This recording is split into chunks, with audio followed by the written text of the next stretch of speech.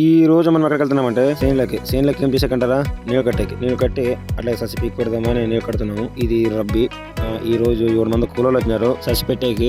అట్లా ససి పెట్టి మళ్ళీ అట్లా నీళ్ళు కట్టాలి. దానికి ముందర నేను ససి పెట్టుకుంటా నీళ్ళు కడుతూనే ఉన్నాను. ఈ రోజు ససి వాళ్ళ ఉపక్క పెడుతుంటే మళ్ళీ రిటర్న్ మళ్ళీ ఇంకొకసారి నీళ్ళు కట్టినాను నేను 2 తూర్లు ఈ రోజు. అవును, ఈ రోజు 2 తూర్లు నీళ్ళు కట్టండి. 2 తూర్లు ఏంటంటే ఫస్ట్ తూరు తేమయ్యకి నీళ్ళు కట్టేది.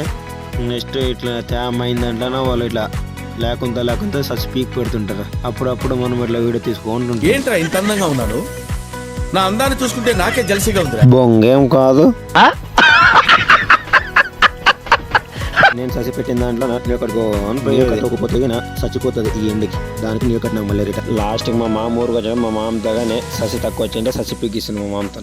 ఏం చేద్దామంటావు మరి? ఏం లేదు, ఊరుగా చెప్పిన నాకేదో పెద్ద పని వచ్చినట్లు బిల్డప్ చూడండి. ఎట్లా ఇస్తున్న బిల్డప్.